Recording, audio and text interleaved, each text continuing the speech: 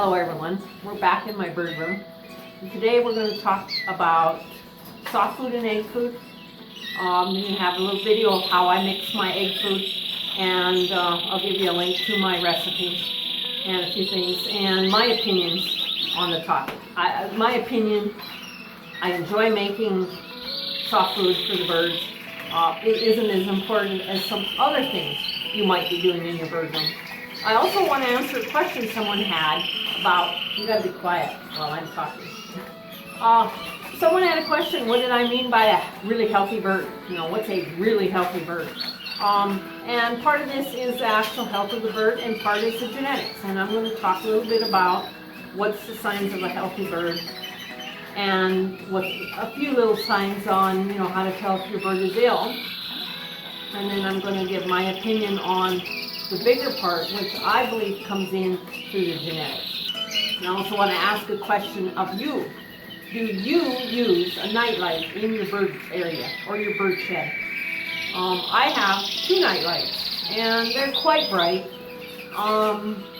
You know, it kind of looks like I left the light on in the bird room. And I think it works well in my situation, so we'll talk about that towards the end of the segment. And I appreciate it if you post your comments. So on to the first topic, which is soft food, egg food.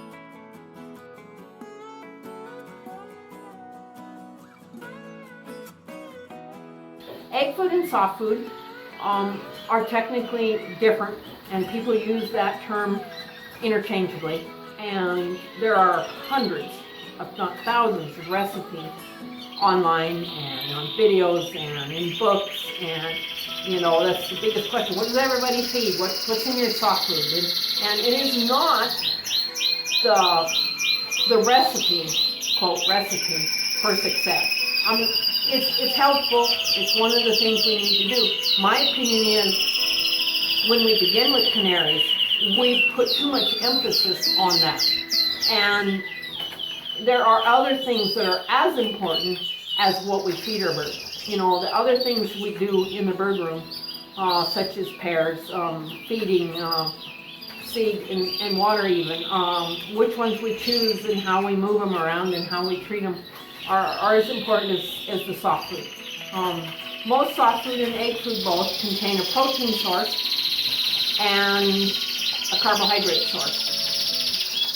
I don't know if you guys can hear me because they are so loud. So then you can add supplements or whatever you like to it.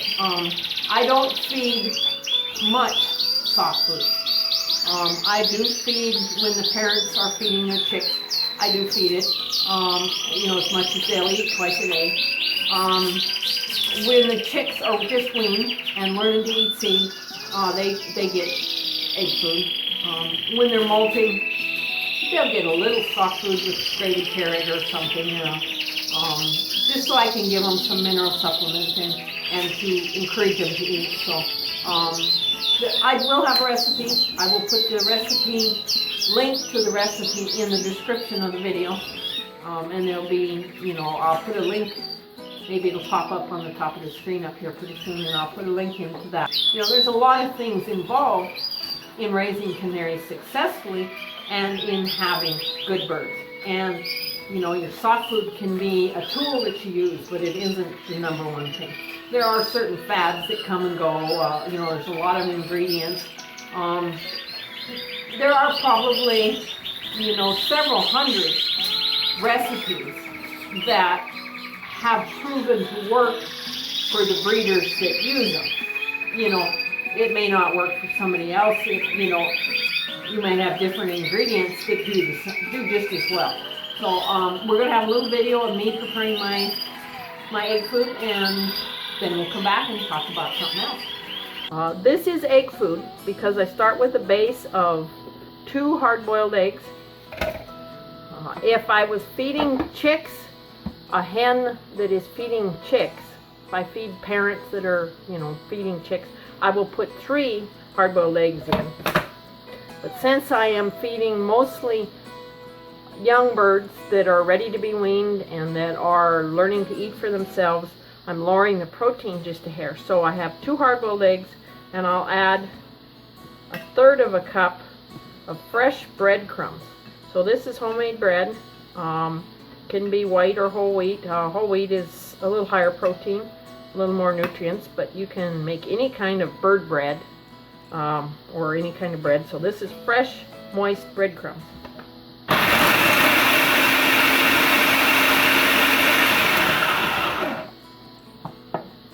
And that takes the place of the 3rd egg.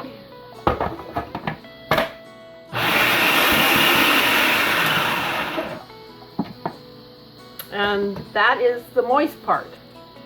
That's the moist part. Now I will add the dry part. And this is just my soft food mix. Approximately a half of one of these 1/3 measures per egg. So being I had 2 eggs and breadcrumbs, that would be 1 1/2 of these.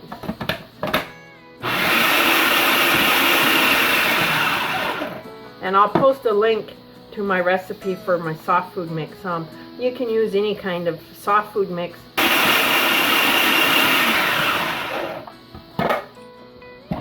And that's the finished mix. I'm a little drier now, being I have older chicks that are learning to eat for themselves. If I'm feeding a hen that is carrying to her nest of chicks, I'll make it just a hair moister.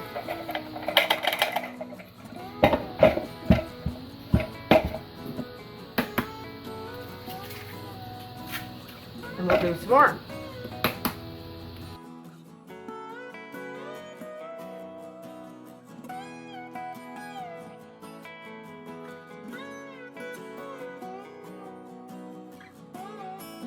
So I've gotten my egg food here. Normally I would add nothing. I would feed just this to a parent that is feeding her chicks, you know, especially week-old chicks or a few-day-old chicks. This is pretty high in easily digestible, very soft proteins. You know, I think it's a pretty high level of protein, and I want them to fill themselves full quickly and go feed the chicks. When I get so they're feeding bigger chicks, or I am feeding chicks that are weaned and eating on their own, I'll add just raw grated carrots. I do use a very fine grinder. And today I have some sprouted seed. So this has been soaked for 2 days, and I'll add this in.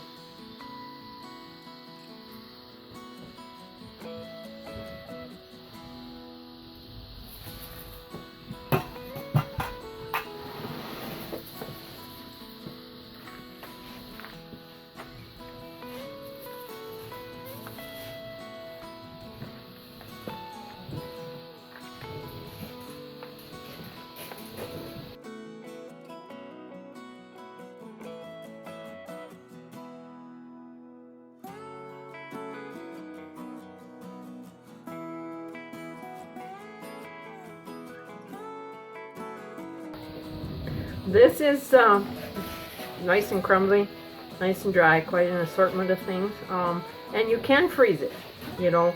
So if you make extra, don't worry, you'll have some in the freezer to feed them on a day when you're busy.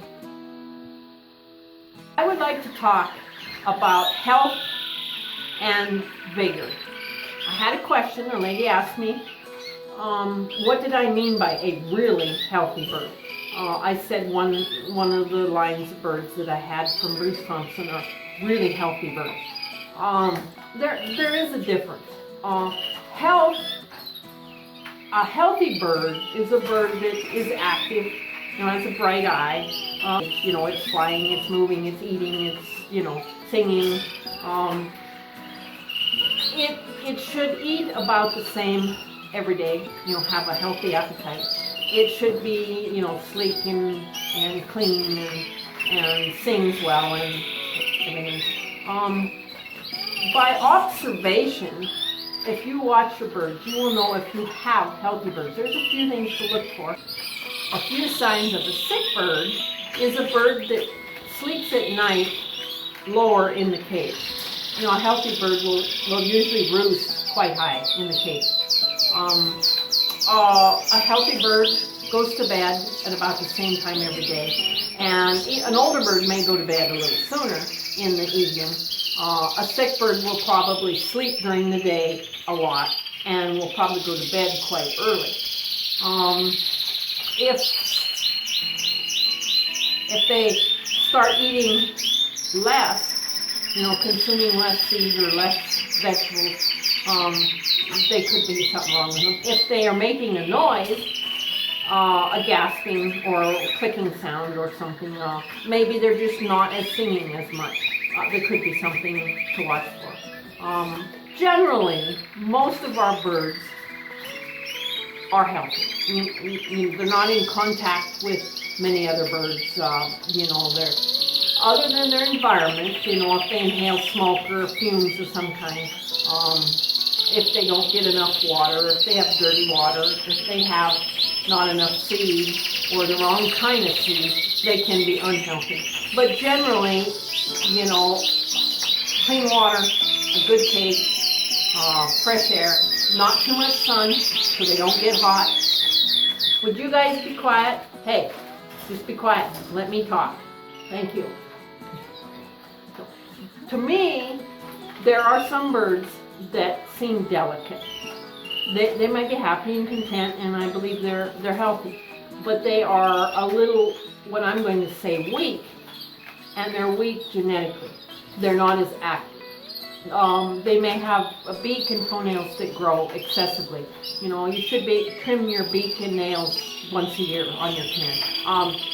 If you're trimming it, twice a year or 3 or 4 times a year, it's usually genetic that they have excessive growth on their beak and their toenail. If you have a vigorous chick, is from the time they're in a nest, you're going to notice that they're going to move around. They will shuffle the order that they sit in the nest. They will obviously grow every day. And, part of it is the parents might be feeding very well. But again, that's vigorous parents. Parents that are kind of ho-hum about feeding may also be partly genetically weak. They will pass that trait on to their offspring. And a real good feeding parent will pass that on also. So, you want to pass on the good things. A chick that's vigorous may fly out of the nest early. It will jump around the nest. It'll follow the parents begging for food. Vigorous parents will feed their chicks till they're a month old, and they will probably sing earlier. I'm looking for a long middle age. I want the chicks to grow up quickly, and I don't want them to age until they're quite old. So I want a long middle age. And that's a vigorous chick, a vigorous canary will have, 6 years of that middle age. And that's a good thing. I look at the feet. The feet is another sign you can use to look for a sick bird. It's not a positive sign because poor nutrition can give you ruffled up feet. Old age will get you, like wrinkles, like old age in humans. Get wrinkles. Well, an old bird's foot will be rougher. So, I've had 6 and 7-year-old males with perfectly smooth feet. So, nutrition and genetics makes a difference. So, by observation, you can tell if your birds are healthy. By observation, you can tell if your birds are weak. I have bred 6 different breeds or types of canary, and I have owned 4 more. A few experiences of watching them, and there are birds I've ordered from.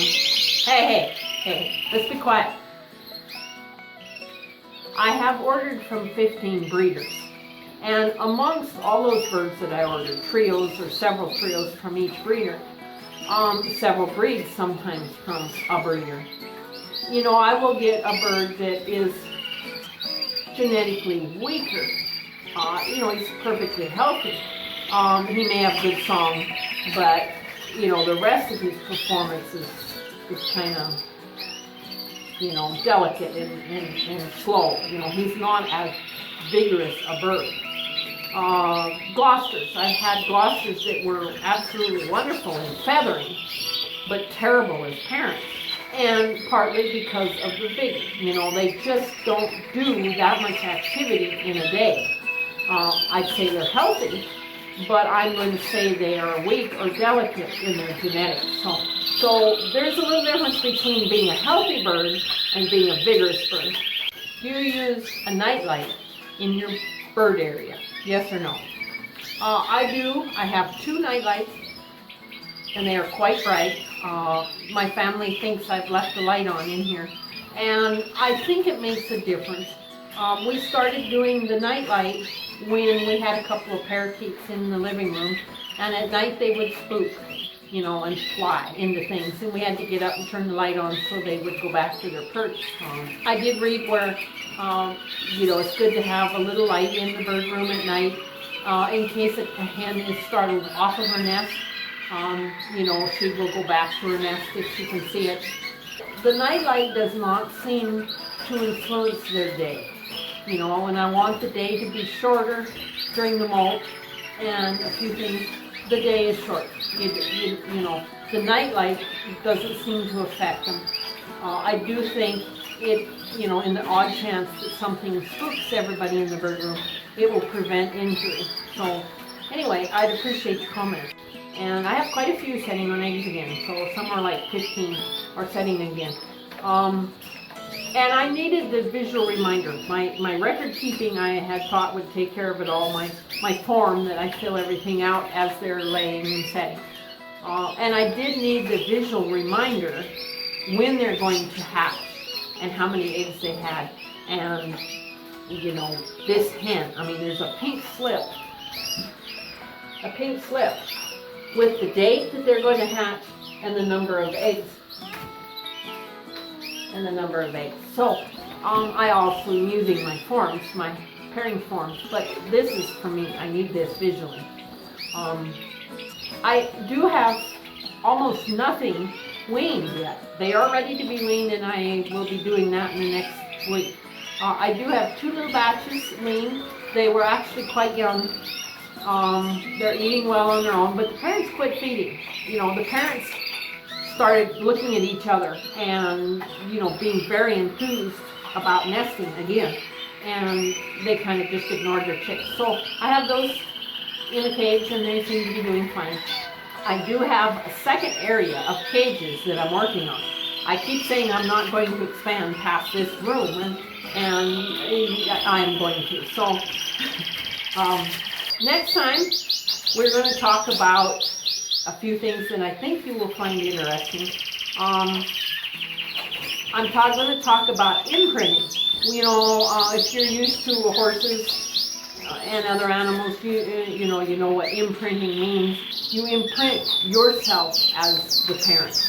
I'm not quite going that far, as in I'm not hand feeding any canaries, but when you wean your young ones, there are certain things you can do that will increase their calmness and their friendliness and their personality, you know.